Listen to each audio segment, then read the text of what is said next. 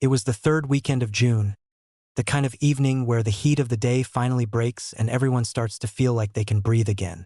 My cousin Alif was getting married, and the wedding hall, a converted olive oil warehouse just outside the city, was packed with nearly 300 guests. Long tables stretched from one end of the room to the other, draped in white cloth, and a live orchestra was working its way through a slow, romantic number while waiters weaved between chairs balancing trays of tea and baklava. I had a good seat, close enough to the dance floor to see everything but far enough from the speakers that my ears weren't ringing. Next to me sat my aunt, who narrates every event she attends like a sports commentator. And across from us sat a group of my cousin's college friends who kept sneaking sips from a flask they thought no one noticed. Around 10 o'clock, the DJ tapped the microphone and announced, in the booming, theatrical voice all wedding DJs seemed to share, that it was time for the cake. The lights dimmed slightly, a spotlight swept toward the entrance, and the crowd did what crowds do at weddings. Pulled out their phones, half stood from their chairs, and craned their necks to get a better view. The cake itself was enormous. 3 tiers, each wider than the last, decorated with sugar flowers that had taken the baker, according to my aunt, for days and 2 nervous breakdowns to complete. It was being wheeled out on a cart by 2 waiters, but at the last moment, for reasons that were never fully explained, one of them decided the cart wasn't dramatic enough and lifted the entire top platform onto his own arms to carry it the final few steps toward the newlyweds. This is where things went wrong. The floor of the hall, beautiful as it was, had a strip of red carpet running down the center, the same carpet the bride had walked down not 3 hours earlier. And somewhere along that carpet, a fold had formed, invisible under the dim lighting, exactly where the waiter's foot was about to land. He caught the edge of it mid-step. For one long second, he seemed to hover, arms outstretched, cake wobbling like a boat in rough water, and then gravity did what gravity does. He stumbled forward, twisted to try to save the dessert instead of himself, which, in hindsight, was either heroic or completely insane, and the top 2 tiers of the cake left his hands entirely. They did not land on the newlyweds. They did not land on the floor. They landed, with a soft and almost gentle-sounding whoomph, directly into the lap of a man sitting at the second table from the dance floor. A man that, as it turned out, almost nobody in the room actually knew. He was, by all accounts, a +1 of a +1. My cousin's college friend had brought a coworker, and that coworker, at the last minute, had brought his own cousin, who nobody had officially invited, who nobody had officially met, and who was now sitting there with roughly 4 kilograms of cream, sponge, and sugar flowers spread across his suit. For a moment, the entire hall went dead silent. Even the orchestra stopped mid-note, which I hadn't known was physically possible for a group of 8 people to do in perfect unison. 300 people stared at this one man, frosting dripping from his shoulders onto the white tablecloth. A single sugar rose stuck somewhere near his collar like a bizarre boutonniere. And then he laughed.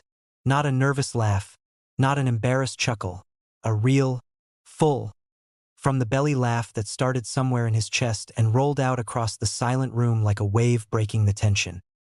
He picked up a spoon from the table, looked around at everyone staring at him, and said, loud enough for the microphone-less crowd to hear, "Well, I guess this one's mine." And he took a bite. That was it. That was the moment the entire wedding turned. The silence cracked into laughter, first from the tables near him, then rolling backward through the hall until even the orchestra was laughing, instruments still in hand. Someone started clapping, then more people. Within 30 seconds, the man, cream still on his shoulder, a sugar flower still stuck to his collar, was getting a standing ovation for eating wedding cake out of his own lap. The bride, who by rights should have been horrified that her cake was now more located on a stranger than on the dessert table, came rushing over, not upset, but doubled over laughing so hard she had to hold onto her own veil to keep it from slipping. She hugged him, cream and all, completely ruining the side of her dress, and didn't seem to care in the slightest.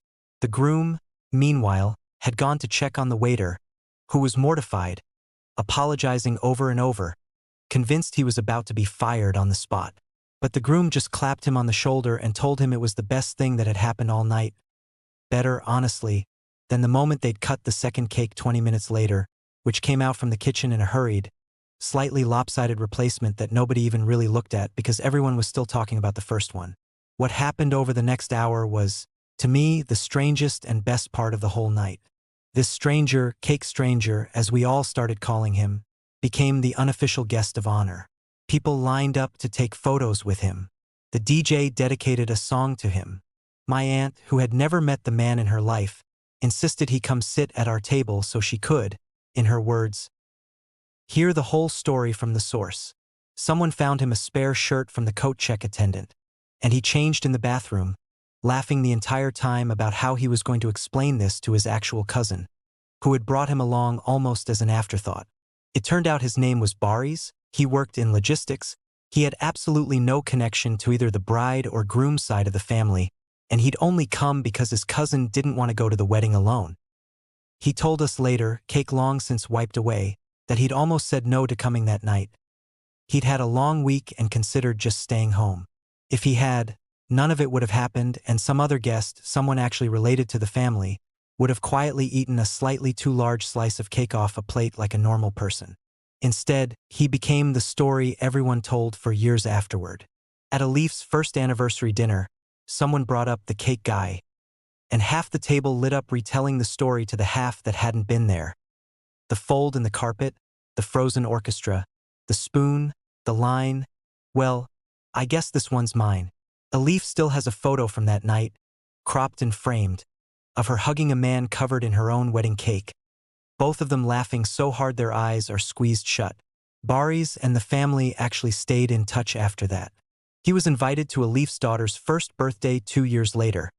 An actual, real invitation this time, not a +1 situation, and when he walked in, someone shouted across the room, "No cake near this man," which apparently has become something of a running joke at every family event since. I think about that night sometimes when things go wrong in small, embarrassing ways. A spilled coffee, a tripped step, a moment you'd rather rewind and redo.